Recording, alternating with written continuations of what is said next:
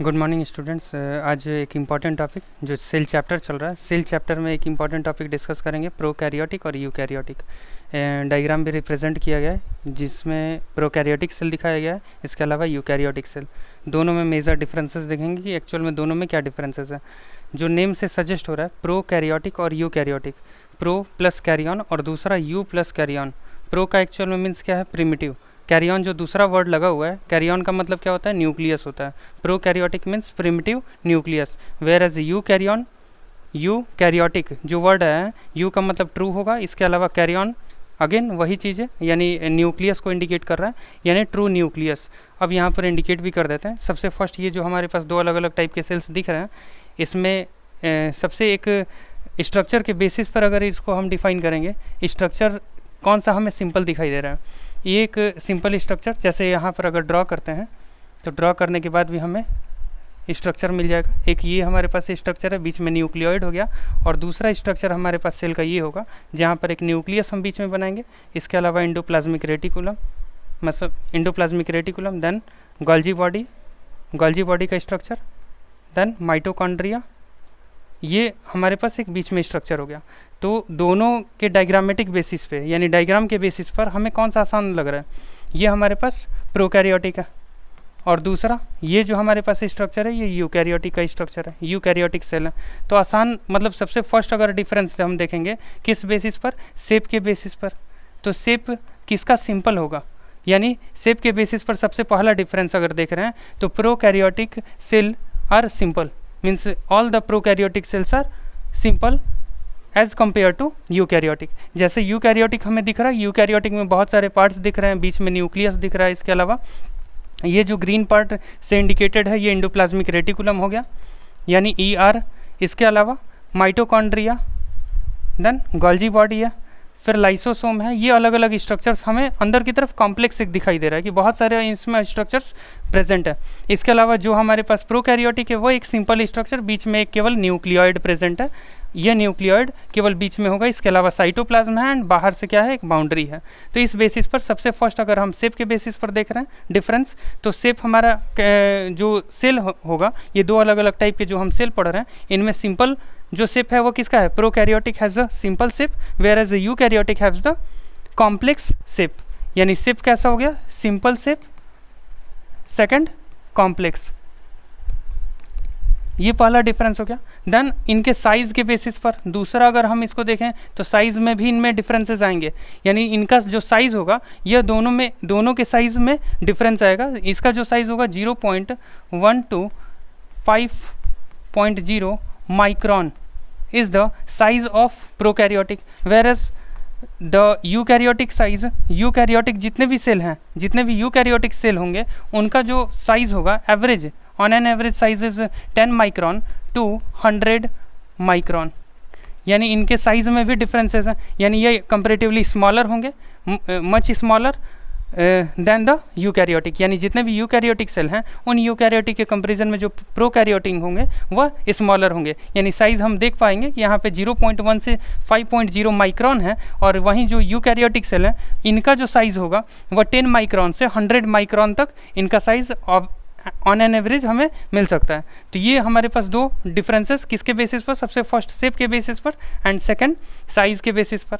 Then third nucleus, important एक जो difference है वह नेक्स्ट थर्ड डिफरेंस हो जाएगा न्यूक्लियस के बेसिस पर। यहाँ हमें क्लियर तरीके से बाउंड्री दिखाई दे रही है, nucleus are bounded, nucleus are well means nucleus are well organised in the case of eukaryotic. Eukaryotic जितने भी सेल हैं उनमें वेल मेम्ब्रेन बाउंड न्यूक्लियस हमें मिलेगा, यानी न्यूक्लियस किस टाइप का होगा, वेल मेम्ब्रेन बाउंड, यानी अच्छे तरीके से चारों तरफ से मेम्ब्रेनस स्ट्रक्चर से कवर्ड है, यानी nuclear membrane covered the structure of nucleus in the case of eukaryotic, whereas as in the case of prokaryotic this structure is absent और पार्शियली प्रेजेंट। यानी जनरली हम कह सकते हैं कि यहाँ पे यह जो स्ट्रक्चर हमें क्लियर तरीके से मेम्ब्रेन बाउंड दिख रहा था वह मेम्ब्रेनस स्ट्रक्चर यहाँ पर एब्सेंट है, यानी किस केस में, प्रोकैरियोटिक में। तो न्यूक्लियस के केस में हम देख सकते हैं कि न्यूक्लियस के केस में न्यूक्लियस किस में प्रेजेंट होगा, यूकैरियोटिक के केस में न्यूक्लियस प्रेजेंट है nucleus is present in the case of eukaryotic means will membrane bound structure, will membrane bound. And then in the case of eukaryotic means prokaryotic के case में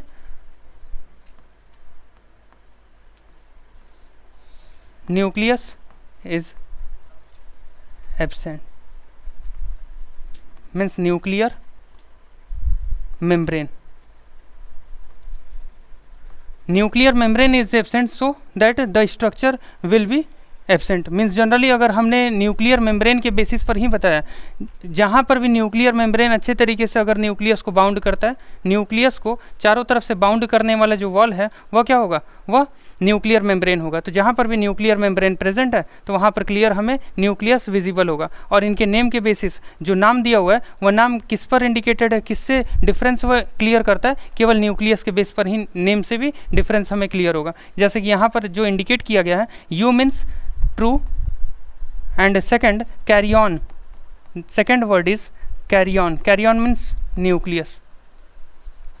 The structure which has the true nucleus, that structure is called as eukaryotic। ऐसा structure जिसमें कि true nucleus present होगा। True nucleus का मतलब है कि nuclear membrane bound structure, the structure which are completely bounded by the nuclear membrane, that type of nucleus is called as true nucleus। तो true nucleus कहने का सेंस कि उसके चारों तरफ से कौन सी बाउंड्री हो, न्यूक्लियर मेम्ब्रेन की बाउंड्री हो, तब हम उसे ट्रू न्यूक्लियस कहेंगे। और ट्रू न्यूक्लियस केवल किस में प्रेजेंट होता है, केवल जितने भी यूकैरियोटिक सेल होंगे उनमें केवल ट्रू न्यूक्लियस प्रेजेंट होगा, और जितने भी प्रोकैरियोटिक हैं उनमें न्यूक्लियर मेम्ब्रेन एब्सेंट है, जिसकी वजह से वह न्यूक्लियस हमें ऑब्जर्व नहीं होगा, न्यूक्लियस हम नहीं देख पाएंगे। तो इस वजह से हमने न्यूक्लियस के बेस पर ये तीसरा हमने डिफरेंस क्लियर किया। सबसे फर्स्ट शेप था, सिंपल शेप कौन सा है और कॉम्प्लेक्स शेप किसका है, यानी सिंपल शेप हमें जनरली प्रोकैरियोटिक में मिलता है और कॉम्प्लेक्स शेप यूकैरियोटिक में। दूसरा डिफरेंस साइज के बेसिस पर, स्मॉलर कौन सा है और दूसरा लार्जर, यानी स्मॉलर हमें शेप मिल रहा है प्रोकैरियोटिक का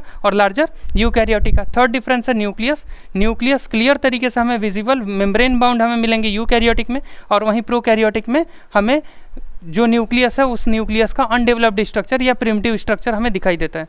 प्रिमिटिव स्ट्रक्चर किस में हमें मिलेगा, प्रोकैरियोटिक के केस में हमें प्रिमिटिव स्ट्रक्चर हमें ऑब्जर्व होगा, जहाँ पर कि यहाँ पर इंडिकेटेड है pro means primitive and second carry on means nucleus, means primitive nucleus is present in the case of prokaryotic, primitive nucleus is present in the case of prokaryotic, whereas true nucleus is present in the case of eukaryotic. Eukaryotic में true nucleus होता है और जितने भी prokaryotic होंगे उनमें primitive nucleus present होगा।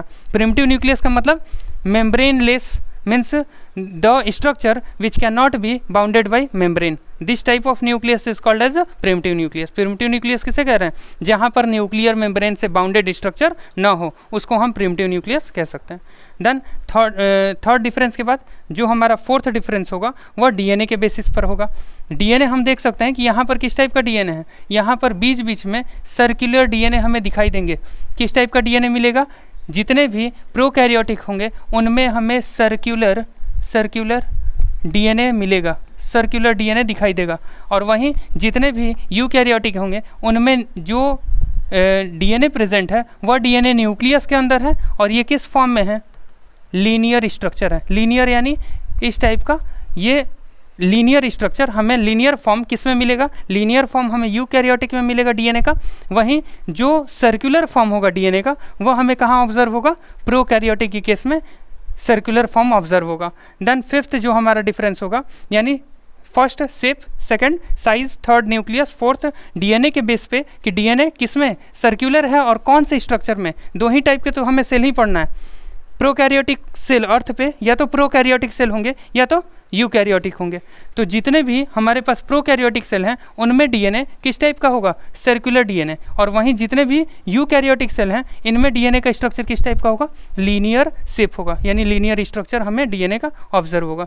Then next जो फॉर्म होगा cell organelle, cell organelles is clearly visible in the case of eukaryotic. Cell organelle होते क्या हैं, cell organelle means organ which are present in the cell, all the organs which are present in the cell. These type of organ is completely helpful for the biochemical reactions. यानी cell में चलने वाले जितने भी अलग अलग type के reaction है, एक्टिविटीज़ हैं, वह किसके थ्रू कंट्रोल हो रहे हैं? सेल ऑर्गेनेल्स के थ्रू। तो सेल ऑर्गेनेल्स हमें क्लियर दिखाई देंगे, जैसे यहाँ पर ये एक सेल ऑर्गेनेल हमें माइटोकॉन्ड्रिया दिख रहा है, गोल्जी बॉडी है, इंडोप्लाज्मिक रेटिकुलम है, लाइसोसोम है, गोल्जी बॉडीज़, यहाँ पे हमारे पास गोल्जी बॉडीज़ अपीयर हो रहे हैं, इंडोप्लाज्मिक रेटिकुलम, माइटोकॉन्ड्रिया, माइक्रोट्यूब्यूल्स। तो ये जितने भी हमारे पास है, माइक्रोट्यूब्यूल्स मीन्स सेंट्रोसोम, ये जितने भी स्ट्रक्चर्स हमारे पास दिख रहे हैं ये इंटरनली, ये सभी क्या है? सेल ऑर्गेनेल्स हैं। Cell organelles is clearly visible in the case of eukaryotic और प्रेजेंट, यानी cell organelles,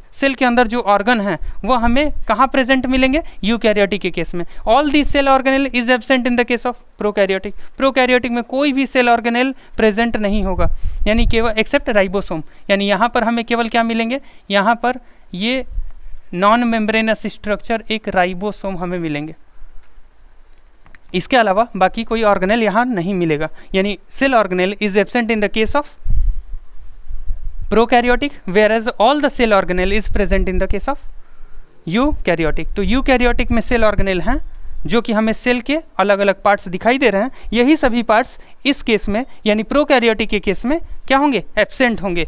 this is the fifth difference. Then sixth, ribosome के बेस पर देख लेते हैं किस टाइप का, मतलब राइबोसोम्स एक्चुअल में करते क्या है? Ribosomes is non membranous structure, ये बीच बीच में डॉटेड स्ट्रक्चर यहाँ पर प्रेजेंट होंगे और इसके बॉडी के ऊपर भी, यानी जो ER दिख रहा है, इंडोप्लाज्मिक रेटिकुलम, ये ग्रीन जो स्ट्रक्चर हम देख रहे हैं, this is ER, endoplasmic reticulum. This is endoplasmic reticulum. Endoplasmic reticulum के पूरे बाउंड्री पे डॉटेड स्ट्रक्चर यानी राइबोसोम्स के स्ट्रक्चर इम्बेडेड हैं इस पूरे बॉडी पे। तो ये जो राइबोसोम्स प्रेजेंट है, ये राइबोसोम्स का एक्चुअल में काम क्या है? प्रोटीन सिंथेसिस, प्रोटीन को बनाना। तो अब राइबोसोम्स हम जनरली दो अलग अलग टाइप के पढ़ते हैं, एक हमारा जो राइबोसोम का टाइप होगा 70S और दूसरा जो टाइप होगा वो 80S होगा।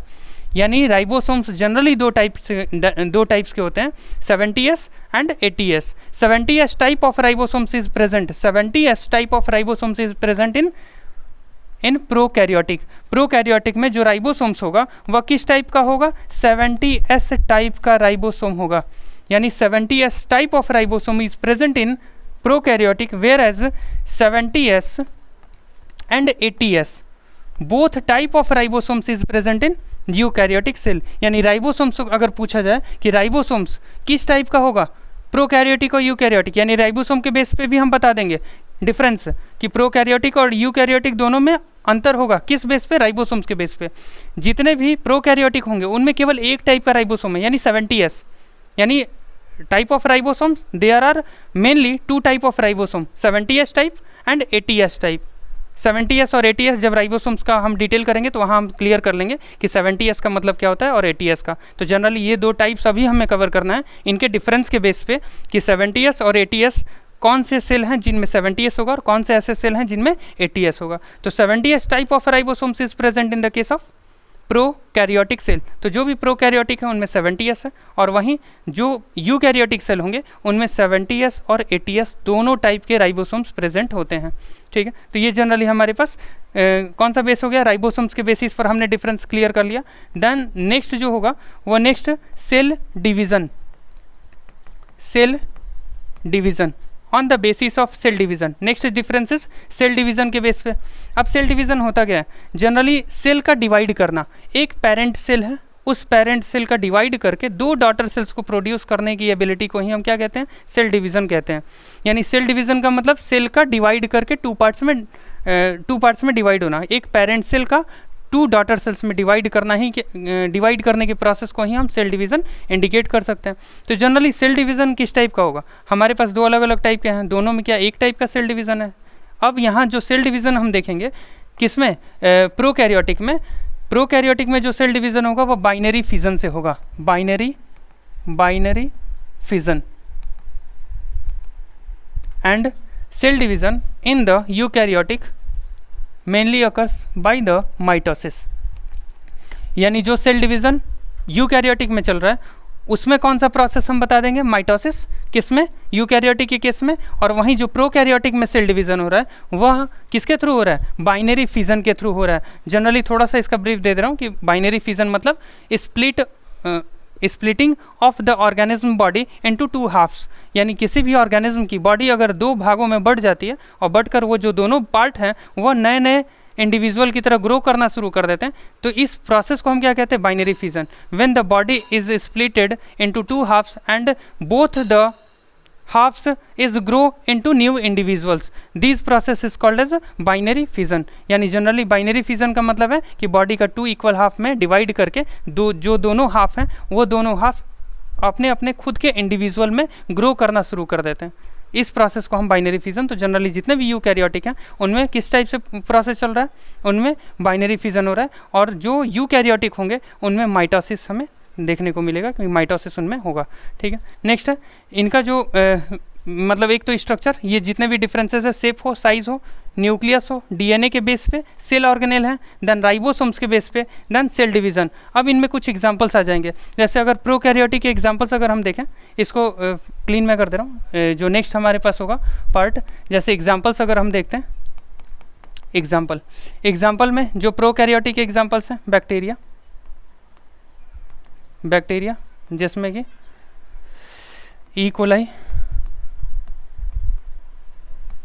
ई कोलाई इंक्लूड हो जाएंगे, माइकोप्लाज्मा आ जाएंगे, माइकोप्लाज्मा, देन साइनोबैक्टीरिया जिसे कि हम क्या कह सकते हैं, BGA, ब्लू ग्रीन एल्गी।